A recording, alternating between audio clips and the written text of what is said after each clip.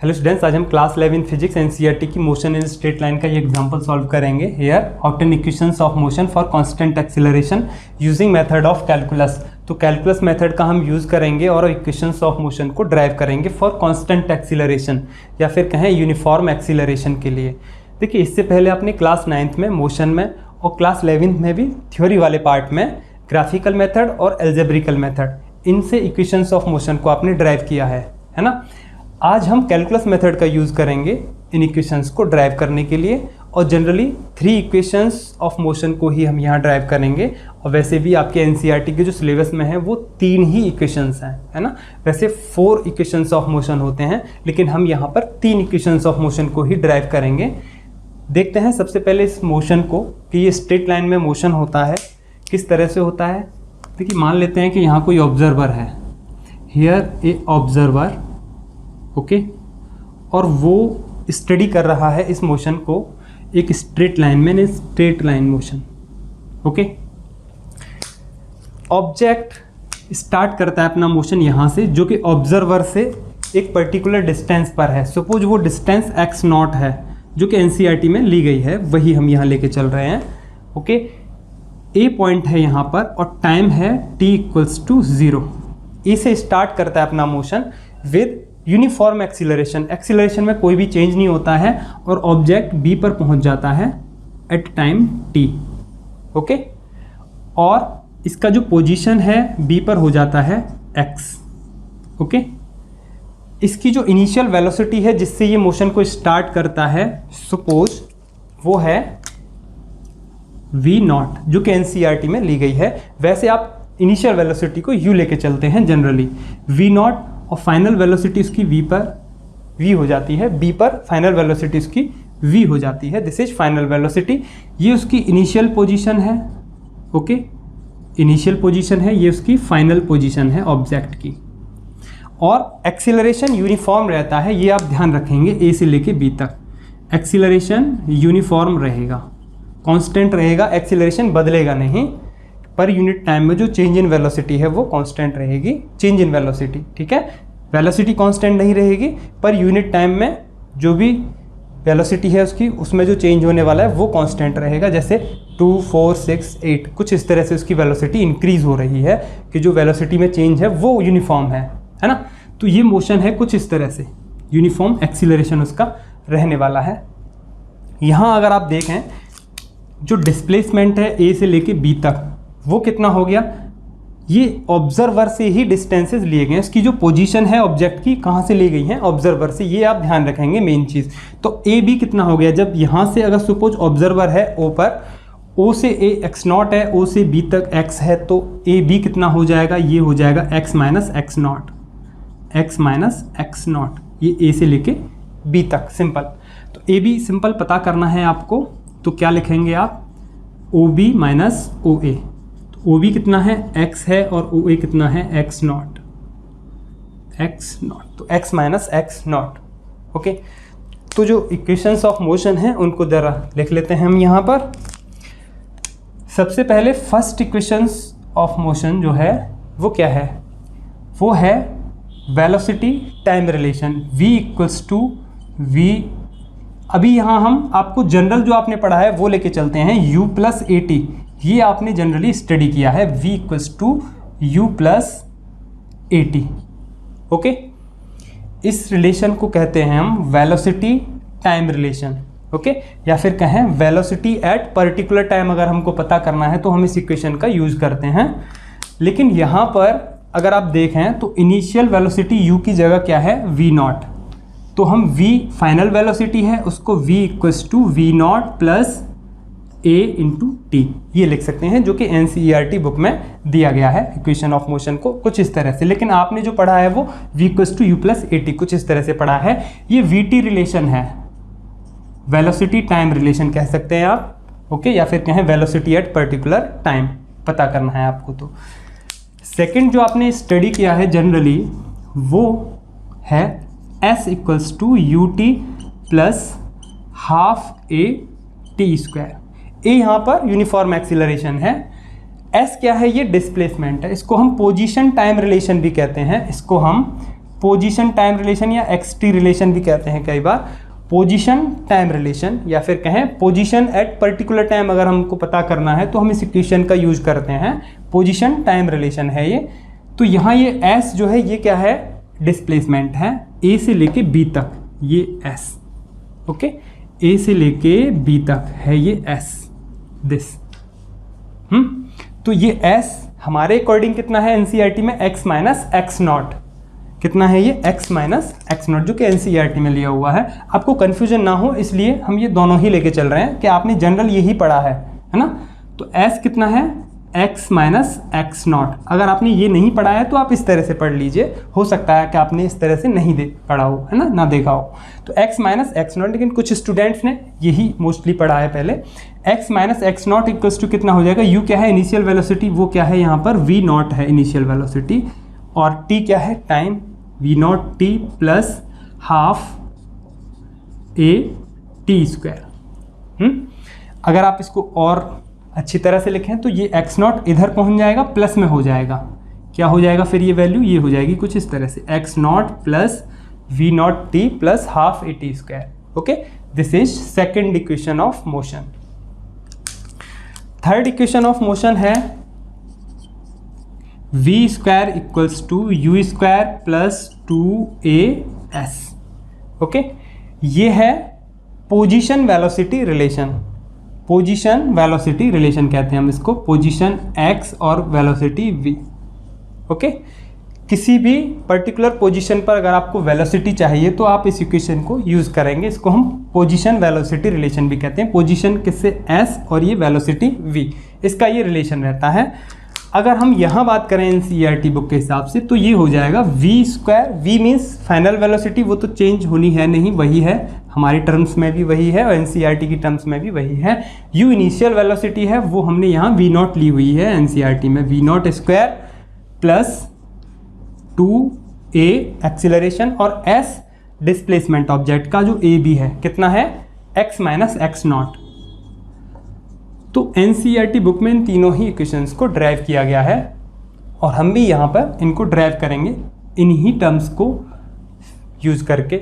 Okay, सबसे पहले देखते हैं हम फर्स्ट इक्वेशन ऑफ मोशन को ड्राइव कैसे करते हैं। v equals to u plus a t. Okay, ये क्या है, वेलोसिटी टाइम रिलेशन, वेलोसिटी भी आना चाहिए, टाइम भी आना चाहिए, एक्सीलरेशन तो आएगा ही, ठीक है। तो इसके लिए जो हम यूज़ करेंगे सबसे पहले, देखिए एक्सीलरेशन क्या होता है, acceleration change in velocity upon time interval, small change in velocity dv upon dt। अगर कैलकुलेशन में कहें तो वेलोसिटी का टाइम के रिलेटिव डिफरेंशिएशन एक्सीलरेशन होता है।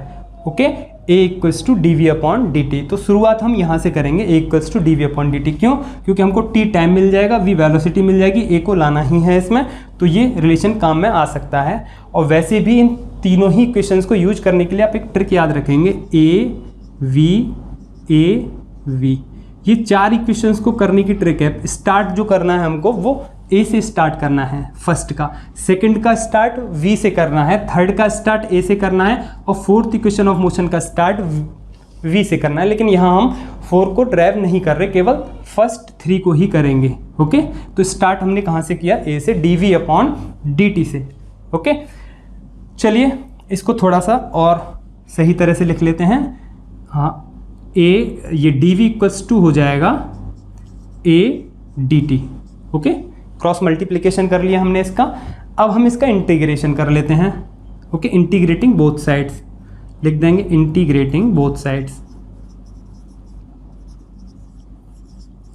Both sides. इंटीग्रेशन आपने इंटीग्रल में स्टडी किया होगा, तो इसका इंटीग्रेशन करेंगे तो ये हो जाएगा dv equals to a dt। Integration means किस पोजीशन तक कर रहे हैं आप, इसकी लिमिट भी आपको रखनी होगी। मीन्स अगर आप वेलोसिटी का इंटीग्रेशन कर रहे हैं तो वेलोसिटी इनिशियल क्या है और फाइनल क्या है, वो इसकी लिमिट होंगी।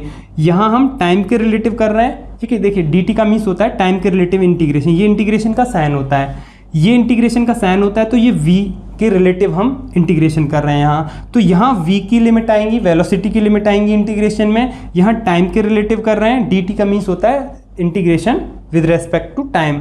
तो यहाँ टाइम की लिमिट आएंगी, ओके, इस इंटीग्रेशन में। तो यहाँ वेलोसिटी की लिमिट आएंगी, तो वेलोसिटी की क्या लिमिट है, ये लोअर लिमिट होती है, ये अपर लिमिट होती है। यहाँ लोअर लिमिट लिखते हैं, यहाँ अपर लिमिट रखते हैं, ठीक है। और वो किसकी जगह रखी जाती हैं, जिसके रिलेटिव कर रहे हैं इंटीग्रेशन। तो किसके रिलेटिव कर रहे हैं हम, v के रिलेटिव कर रहे हैं इंटीग्रेशन। तो यहाँ v जो है वेलोसिटी की लोअर लिमिट आएगी। Lower limit means initial value क्या है वेलोसिटी की, वो है v नॉट।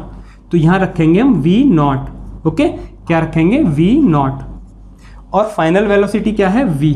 तो पहले हम इंटीग्रेशन करेंगे, इसके बाद पहले हम वेलोसिटी की जगह v नॉट लगाएंगे, फिर वेलोसिटी की जगह v लगाएंगे। इसका मीन्स ये होता है, ये टाइम है, टाइम के रिलेटिव हम यहाँ इंटीग्रेशन कर रहे हैं। तो इनिशियल टाइम t=0 है और फाइनल टाइम हो जाता है t। तो जो फाइनल है लिमिट वो हो जाएगी t, ओके। इसका मीन्स ये होता है कि जब भी आप v के रिलेटिव कर रहे हैं तो स्टार्ट में आप v नॉट पुट करेंगे और फाइनल में आप v पुट करेंगे। यहाँ टाइम को t=0 पुट करेंगे स्टार्ट में और फिर फाइनल में t पुट करेंगे। इसका मीन्स ये होता है, ठीक है। अभी देखते हैं किस तरह से। अब देखिए यहाँ पर 1 कुछ है तो नहीं, dv है ओनली, ये कंप्लीट टर्म है एक dv के v के रिलेटिव इंटीग्रेशन हो रहा है। किसका हो रहा है, 1 है, यहाँ पर मल्टीप्लिकेशन में 1 है और 1 का हम यहाँ पर इंटीग्रेशन कर रहे हैं। यहाँ हम a का इंटीग्रेशन कर रहे हैं। देखिए कांस्टेंट है a, ठीक है। तो कांस्टेंट का जो इंटीग्रेशन है वो नहीं होगा, इसको हम बाहर ले लेंगे। किस तरह से बाहर ले लेंगे, इस तरह से, देखिए कंप्लीट यहीं से देख लेते हैं। सबसे पहले हम 1 का इंटीग्रेशन करेंगे विद रेस्पेक्ट टू v, तो वो हो जाएगा v, ओके। और इसकी लगाएंगे हम यहाँ पर लिमिट v नॉट और ये v, ओके। v नॉट लगाएंगे, फिर v लगाएंगे, इक्वल्स टू। देखिए अब आपने स्टडी तो किया है, थोड़ा सा मैं भी आपको यहाँ पे डिटेल्स बता देता हूँ। जो वीक है ये कैसे आएगा v, देखिए x अगर n है, इसका आप इंटीग्रेशन कर रहे हैं विद रेस्पेक्ट टू x, तो ये होता है x⁻n+1 अपॉन n+1, ये होता है अगर आप x का x के रिलेटिव कर रहे हैं, ओके। अगर n=0 है, n=0 है तो वो हो जाएगा x⁻0 dx, n की जगह 0 हो जाएगा तो 0+1 अपॉन 0+1, तो ये हो जाएगा x only upon 1, x upon 1, तो वो हो गया ओनली x। तो x⁻0 का मीन्स क्या हो गया, 1, तो 1 का x के रिलेटिव किया तो x ही आ गया, है ना। ऐसे ही 1 का v के रिलेटिव करेंगे तो क्या आ जाएगा, v आ जाएगा। तो इस पूरे का जो इंटीग्रेशन आया वो आ गया v, और जो लिमिट है वो हमने लगा दी, नीचे लोअर लिमिट लगा दी v not, final limit upper limit हमने यहाँ पे v लगा दिया, ये वाला कोई चेंज नहीं हुआ। ये a बाहर आ जाएगा यहाँ। ऐसे ही t के रिलेटिव 1 का करेंगे, ठीक है। इस a को बाहर कर दीजिए आप, क्योंकि ये कांस्टेंट है, कांस्टेंट का इंटीग्रेशन और डिफरेंशिएशन हम नहीं करते। डिफरेंशिएशन तो कांस्टेंट का 0 ही होता है, लेकिन अगर किसी के साथ मल्टीप्लाई में है तो वो उसको बाहर कर देते हैं, डिफरेंशिएशन में भी बाहर कर देते हैं और इंटीग्रेशन में भी बाहर कर देते हैं। तो ये आ गया बाहर। यहाँ अब आपको 1 का करना है t के रिलेटिव, तो यहाँ x के रिलेटिव 1 का किया तो x आ गया। जब 1 का t के रिलेटिव करेंगे तो t आ जाएगा, ओके। क्या आ जाएगा, t, और लिमिट लगा देंगे आप 0 और t। लिमिट का मीन्स ये है कि पहले लोअर लिमिट लगती है फिर अपर लिमिट लगती है, माइनस लगाते हैं, अभी समझेंगे कैसे। अब देखिए यहाँ पर इसका मीन्स क्या है, इसका मीन ये है कि सबसे पहले हम अपर लिमिट लगाएंगे v की जगह। अपर लिमिट क्या है, v ही है, फिर माइनस का साइन लगाएंगे, फिर लोअर लिमिट लगाएंगे v की जगह, वो आ जाएगा v नॉट। तो ये इस तरह से कंप्लीट होगा, ओके। यहाँ इक्वल्स टू a, t है टाइम, ओके। फर्स्ट हम t लगाएंगे, फिर लोअर लिमिट लगाएंगे 0, ठीक है। यहाँ फिर से देखेंगे, पहले अपर लिमिट लगाएंगे हम v की जगह दिस, लोअर लिमिट बाद में लगाएंगे। पहले हमने v की जगह अपर लिमिट लगाया, फिर माइनस किया, v की जगह लोअर लिमिट लगाया। वैसे ही t की जगह हमने पहले अपर लिमिट लगाया, फिर माइनस किया और 0 लगाया, तो ये तो हट ही जाएगा यहाँ से 0, ओके। और ये हो जाएगा v इक्वल्स टू, ये v नॉट उधर भेज देते हैं, v नॉट प्लस at। तो ये प्रूफ हो गया इक्वेशन फर्स्ट का। अगर आप यहाँ u लेके चलते नीचे लोअर लिमिट में, क्योंकि हमने जनरल u पढ़ा है, अगर वेलोसिटी u है तो इनिशियल वेलोसिटी आपने u पढ़ी है तो u चलता है यहाँ पे, तो फिर यहाँ पे u आ जाता, तो यहाँ पे भी u प्लस at हो जाता, v equals to u plus 80. Okay, so this is proof of equation first. इसके बाद देखते हैं सेकंड का proof. Okay, proof of second. आप इसका स्क्रीनशॉट ले लेंगे या फिर नोट कर लेंगे. वैसे ही इंटीग्रेशन मेथड्स आपको अप्लाई करना है, वही मेन है.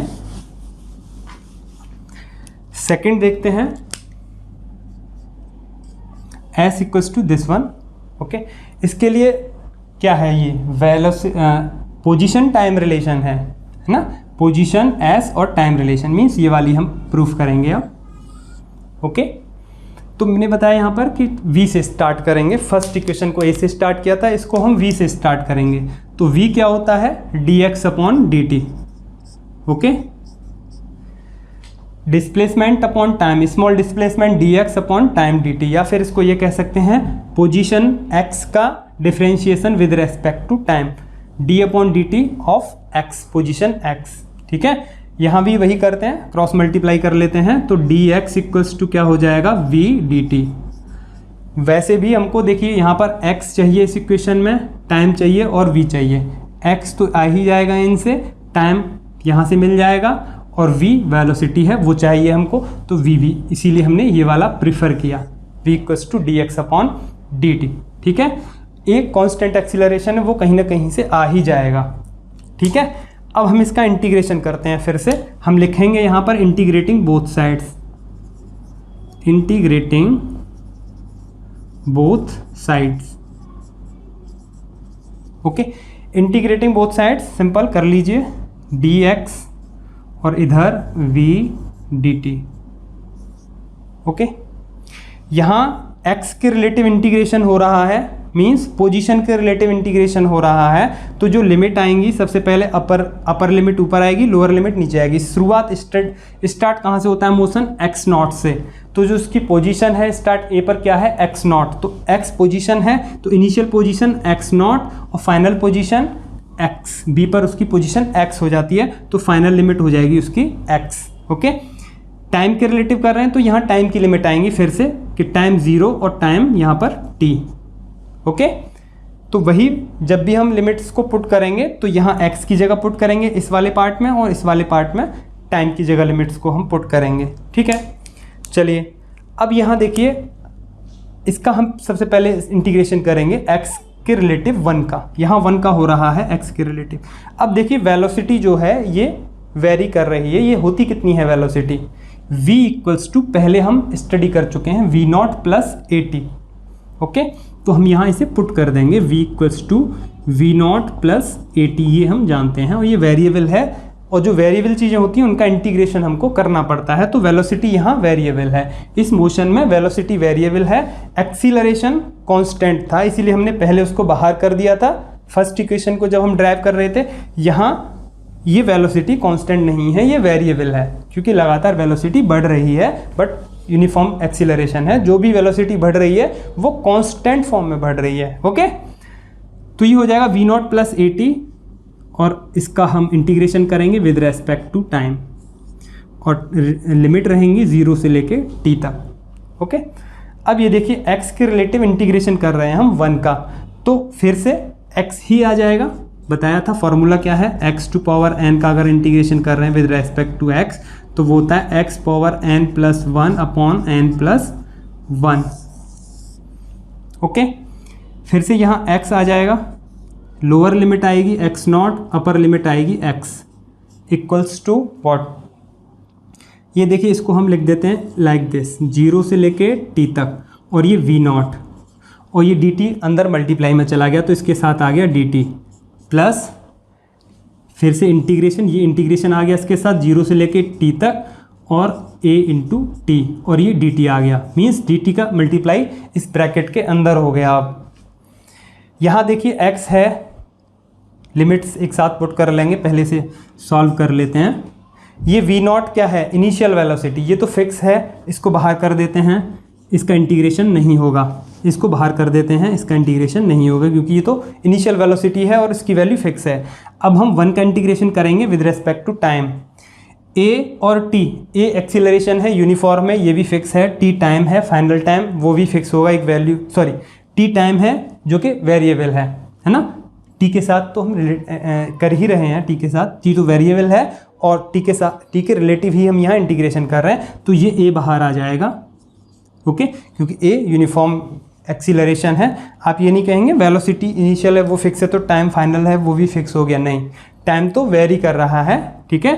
तो ये वी नॉट बाहर आ गया और फिर से ये सारी चीज़ें टी के रिलेटिव तो कर ही रहे हैं तो टी तो यहाँ रहेगा ही, ठीक है। तो ए को जो कि कांस्टेंट है उसको हमने बाहर ले लिया, इसकी इंटीग्रेशन हम नहीं करेंगे। तो वी नॉट और 1 का टी के रिलेटिव तो क्या हो जाएगा टी, 1 का कितना हो जाएगा टी, यही नीचे लिखते हैं। यहाँ देखिए x पहले अपर लिमिट लगाएंगे, x माइनस लोअर लिमिट लगाई हमने x not, okay, equals to v not, 1 का कितना हो गया t के रिलेटिव t हो गया, पहले बताया था है ना, 0 लगाएंगे n की वैल्यू तो t और लिमिट 0 से लेके t तक प्लस t का t के रिलेटिव, ठीक है। यहाँ n की वैल्यू अगर आप 1 कर दें तो x dx कितना हो जाएगा, x power 1 plus 1 upon 1 plus 1, तो एक्स स्क्वायर अपॉन 2, x का x के रिलेटिव एक्स स्क्वायर अपॉन 2, तो t का t के रिलेटिव कितना हो जाएगा T square upon 2, T square upon 2, okay. यही फॉर्मूला यूज करेंगे, एक तो x से समझाया गया था और a बाहर है ही, और ये 0 से लेके t तक इसकी लिमिट है। यहाँ देखिए x minus x not equals to, पहले अपर लिमिट पुट करेंगे, वी नॉट बाहर है ब्रैकेट से तो t माइनस 0, लोअर लिमिट है 0 तो t माइनस 0 हो गया, प्लस a पहले अपर लिमिट पुट करेंगे t की जगह तो वो है टी स्क्वायर अपॉन 2, फिर माइनस लगाएंगे, फिर t की जगह 0 पुट करेंगे तो 0 अपॉन 2, ओके। अब यहाँ से आप सिंपल देख सकते हैं, this is x minus x not equals to v not t plus a t square upon 2 plus a t square upon 2, यही है सेकंड इक्वेशन ऑफ मोशन। इसको थोड़ा सा और लिख देते हैं ठीक ठाक, एक्स नॉट को उधर पहुंचा देते हैं तो x not plus v not t plus half को इधर ले लिया ए टी स्क्वायर, ओके।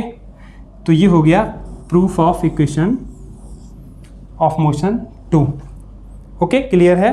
अब देखते हैं थर्ड के लिए, ओके। इसका आप स्क्रीनशॉट ले सकते हैं। मेन चीज़ आपको इंटीग्रेशन आना चाहिए, तो आप थोड़ा सा प्रैक्टिस कर लेंगे इंटीग्रेशन की मैथ्स में। वैसे काफ़ी चीज़ें हमने यहाँ पर समझ ली हैं मोस्टली कि इंटीग्रेशन करते कैसे हैं। अभी आपके मैथ्स में तो आपने शायद पढ़ा नहीं होगा, वैसे आप स्टार्ट कर लेंगे मैथमेटिकल फिजिक्स से, वहाँ डिफरेंशियल कैलकुलस को स्टडी करेंगे तब आप इन्हें करेंगे। अब देखते हैं third equation of motion, okay, v square equals to u square plus 2as। यहाँ हमने बताया था कि इसको हम शुरुआत इसकी a से करेंगे,